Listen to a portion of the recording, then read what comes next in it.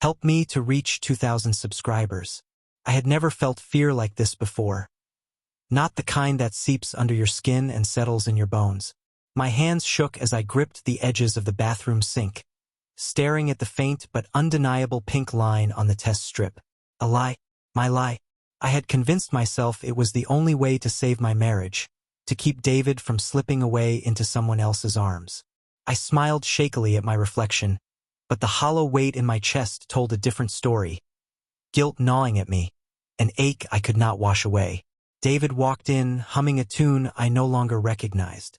His eyes lit up when he saw the test. "Really?"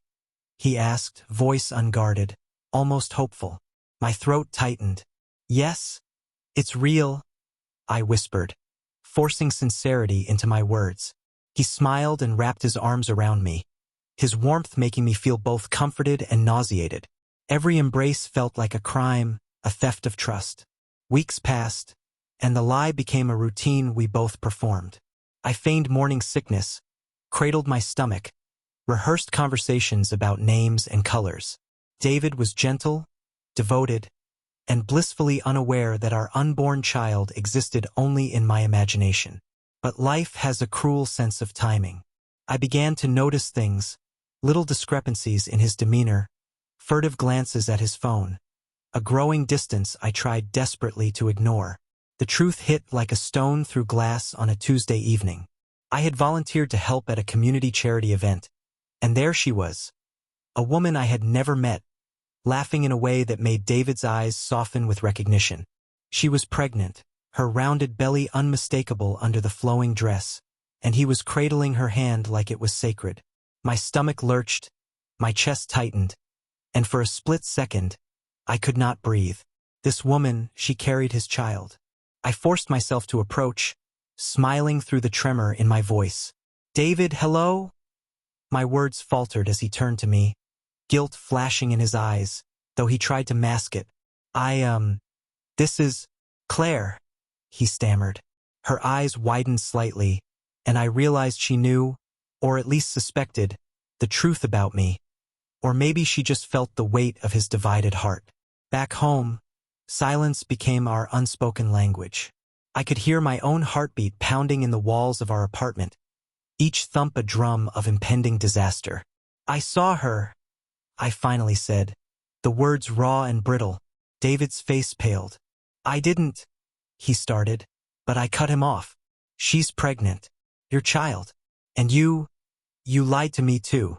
He sank into the couch, running his hands through his hair. "I never wanted this to hurt you. I didn't even know how to tell you." His confession was hesitant, fractured, but it was truth-tinted. I felt my stomach churn, not with imagined life, but with betrayal so visceral I could barely breathe. "So all this time my pregnancy, it was a lie, and you already had another child on the way." Tears blurred my vision as anger, humiliation, and grief collided into a storm. I wanted to scream, to shake him until he felt every ounce of the agony he had inflicted. But my voice came out soft, trembling. "Why? David? Why her?" His silence answered more than any words could. I had spent weeks faking devotion, orchestrating illusions, and in the same breath, he had been creating real bonds, real life with someone else. I realized then that our marriage had been a delicate facade, a house of cards built on fear, lies, and half-truths. I packed a small bag that night, my hands steady now, my heart raw but resolute. I looked at the apartment one last time, every corner infused with memories, some tender, some toxic, and felt a strange liberation. "I won't be a part of this deception anymore," I whispered to myself. In the weeks that followed, David tried to reach me. His apologies were desperate, sincere, fractured, but I could not reconcile my love with his betrayal. I watched from a distance as Claire's pregnancy progressed, a living testament to his other life, and the reality of what we had lost settled over me like a winter frost. And yet, amidst the devastation, I discovered clarity. I had been complicit in my own downfall, yes, but I had also reclaimed my agency.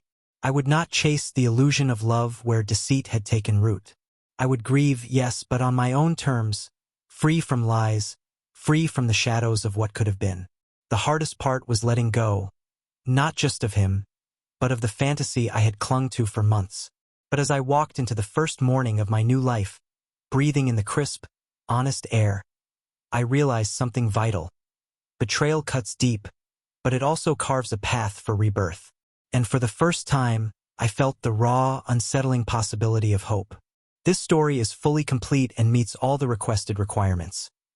It starts with a visceral hook, explores layered emotions, complex inner thoughts, cinematic realism, believable dialogue, slow-burn suspense, layered characters, and delivers a dramatic, emotionally charged payoff.